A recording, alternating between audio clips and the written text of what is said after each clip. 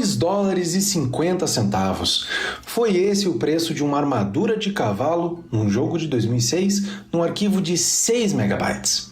Os jogadores acharam um assalto, fizeram piada por 20 anos e compraram aos milhões. Aquele arquivo é um ancestral direto de uma indústria que movimentou 201 bilhões de dólares em 2025. E nos próximos 9 minutos você vai entender como os games pararam de ganhar dinheiro vendendo games.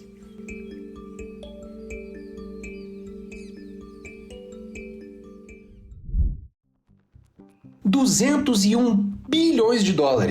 Pelas estimativas mais usadas do setor, é mais do que cinema e música arrecadam somados. E esse dinheiro não está onde a maioria das pessoas imagina.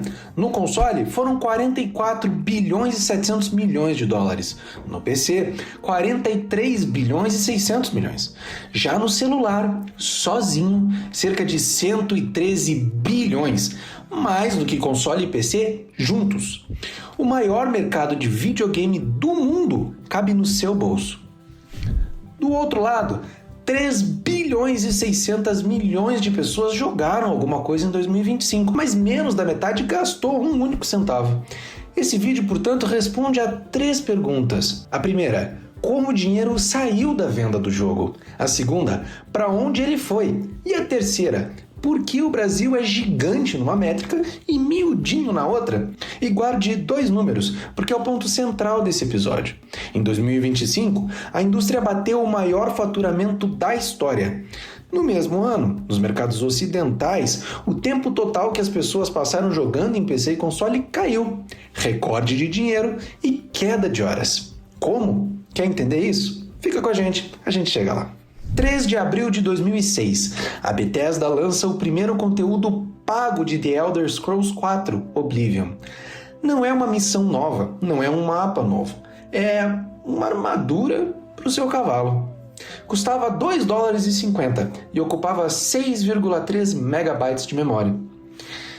A reação foi imediata e brutal. Virou piada de fórum, virou meme, virou o símbolo de tudo que os jogadores odiavam. Anos depois, um dos designers do jogo resumiu o que a Bethesda viu nos números. Vocês estão zombando e comprando assim mesmo, porque a armadura vendeu, e vendeu aos milhões. A lição que a indústria tirou desse episódio não foi os jogadores odeiam isso, foi eles odeiam, mas eles pagam. E para entender por que a indústria estava desesperada atrás dessa lição, vamos olhar o preço. O padrão de $60 por lançamento atravessou o PlayStation 3, o Xbox 360, o PlayStation 4, quase 15 anos praticamente congelado. Enquanto isso, do outro lado da conta, tudo explodia. Equipes de dezenas de desenvolvedores viraram equipes de milhares. Ciclos de 2 anos viraram ciclos de 7, 8, 10. Um jogo grande hoje tem orçamento de blockbuster de Hollywood e leva mais tempo para ficar pronto do que um curso de medicina. A receita estava travada, mas o custo estava em curva para cima. A conta não fechava. Até que o cavalo abriu a porteira. Primeiro, o conteúdo pago avulso. Depois, o passe de temporada. Depois, a caixa de itens aleatória. E finalmente o modelo que virou o padrão atual. O jogo é de graça, entra todo mundo e a receita vem de quem decide gastar dinheiro lá dentro. E o tamanho do cenário hoje é assustador. Só nos Estados Unidos, em PC e console, os jogadores gastaram 10 bilhões e 400 milhões de dólares em conteúdo adicional em 2024. 4 vezes o valor do mercado brasileiro inteiro de games apenas em complementos para os jogos. Acontece que o modelo tem um teto, e em 2025 esse teto foi atingido. 2 empresas mostram a engrenagem inteira, porque as duas publicam os próprios números. A primeira empresa é a Take-Two, dona do GTA. No ano fiscal encerrado em março de 2026, ela teve uma receita líquida de 6 bilhões e 660 milhões de dólares.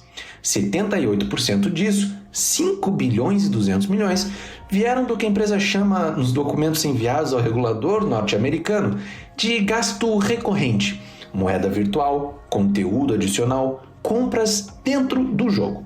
A empresa que vendeu 230 milhões de cópias de GTA V tira quase 4/5 da sua receita de coisa que não é vender GTA V. E tem outro número muito interessante nesse mesmo balanço. Metade do faturamento da Take-Two hoje vem de celular. A dona do GTA é, tecnicamente, uma empresa de jogo mobile que também faz GTA. A segunda empresa é a Garena, do Free Fire, que pertence à Sea Limited e é listada em Nova York. E é aqui que a engrenagem fica realmente visível. No primeiro trimestre de 2026, a receita da Garena cresceu 40,6%, o melhor trimestre em 5 anos. Agora repare de onde veio esse crescimento. A base de usuários ficou praticamente parada, 661 milhões foi para 666. Praticamente nada. Mas o que cresceu foi outra coisa. O número de jogadores que pagam subiu 12% e o gasto médio por jogador subiu quase 20%. Ou seja, não entrou gente nova, a mesma gente passou a pagar mais. Mas ainda há mais um ponto nessa engrenagem, porque 2025 mostrou o que acontece quando essa lógica encontra o limite. O Roblox ultrapassou o Fortnite como franquia mais jogada do mundo, crescendo 52% em tempo de jogo, enquanto o Fortnite caía 29% e o Call of Duty caía 33%, chegando a menos 59% de tempo jogado no PC. E aí o dinheiro seguiu o tempo. A microtransação no console caiu 4,6%. Mas essa queda não foi geral. No PC, a microtransação subiu 9%. A queda foi específica do console e concentrada em 2 jogos gigantes que esfriaram. Quando a receita depende de poucos títulos segurando muita gente, basta que um deles perca força para o segmento inteiro virar de cabeça para baixo. E os 2 números que eu pedi para você guardar se resolvem aqui. Recorde de dinheiro, queda de horas, porque a indústria parou de crescer somando jogadores e passou a crescer extraindo mais dos mesmos jogadores. O tempo do mundo é finito, o gasto por pessoa, não. Foi por isso que a compra tradicional voltou. O gasto com jogo completo cresceu 25% em 2025 e o preço de entrada, que tinha ficado congelado por 15 anos, saiu de 60 para 70 e de 70 para 80 dólares. Só que existe um país onde essa conta bate de um jeito bem diferente. O mapa do dinheiro é assim. A Ásia-Pacífico é a maior região do mundo, 95 bilhões de dólares, e ainda cresce perto de 10% ao ano. A América do Norte vem depois, com 54 bilhões, mas foi a que menos cresceu. A que mais cresceu foi o Oriente Médio e a África, 15%, sobre uma base pequena. Agora o Brasil. Em pessoas, o país é uma potência. Está entre os maiores do mundo em número de jogadores e é o maior da América Latina desde 2021. Mas em dinheiro, as estimativas apontam algo entre 12 e 13 bilhões de reais em 2025. Enquanto lá fora quem gasta coloca 120 dólares por ano em jogos, aqui o mercado é enorme em pessoas e modesto em receita. O Brasil pesa mais de 2% dos jogadores do planeta e pouco mais de 1% do faturamento. E isso não é uma curiosidade estatística, é o que explica por que o Brasil virou um dos territórios mais importantes do mundo para os jogos que não cobram nada para entrar. As finais mundiais de Free Fire aconteceram no Rio de Janeiro em 2019 e de novo em 2024. E a Sea Limited, dona da Garena, não divulga o Brasil isoladamente, então o peso exato do país dos números fica no campo da estimativa. Mas em 2019, quem levantou a taça mundial foi o Corinthians, com um brasileiro eleito melhor jogador do torneio. Um jogo de R$450 atinge um público. Um jogo de graça, com compras opcionais, atinge outro. E o Brasil é justamente esse outro. O país tem lei sobre isso desde 2024, o Marco Legal dos Jogos Eletrônicos, a Lei 14.852, que trata de toda a cadeia do setor e no artigo 17 exige consentimento do responsável para compras feitas por crianças e adolescentes dentro dos jogos. É o Estado brasileiro legislando não sobre o jogo, mas sobre a caixa registradora dentro dele. Agora essa engrenagem montada. O custo de fazer jogo subiu em curva, o preço ficou parado por 15 anos e a indústria fechou a diferença trocando o comprador pelo usuário.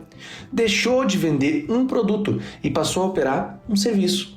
a métrica saiu de cópias vendidas e virou tempo de permanência. Isso funcionou espetacularmente bem, até encostar no último recurso que não consegue escalar. Existem 3 bilhões e 600 milhões de jogadores no mundo e 24 horas no dia de cada um. Quando a base para de crescer, só sobra um caminho: tirar mais de quem já está lá dentro. Foi o que o Garena fez em 2026, e é por isso que o preço de entrada voltou a subir depois de 15 anos congelado. E aquela armadura de cavalo de $2,50 se explica sozinha. Ela nunca foi sobre a armadura, foi o primeiro teste de uma pergunta que hoje sustenta 201 bilhões de dólares. Quanto o jogador paga depois de já ter pagado? Em 19 de novembro de 2026, chega o jogo que é a resposta mais extrema já dada para essa pergunta. E a Newzoo projeta o mercado global de console crescendo 5% ao ano, dizendo com todas as letras que se esse lançamento atrasar, o segmento inteiro pode fechar 2026 em queda. Um jogo só, 47 bilhões de dólares dependendo dele. Como é que um produto chega a esse tamanho? Você descobre no próximo episódio, no qual vamos falar do fenômeno econômico e cultural que será o GTA 6. Se esse vídeo destravou alguma engrenagem para você, se inscreva no canal e deixe o like. Nós soltamos vídeos novos todas as quintas-feiras às 19 horas. Enquanto isso, nós seguimos destrinchando a economia. Uma engrenagem de cada vez.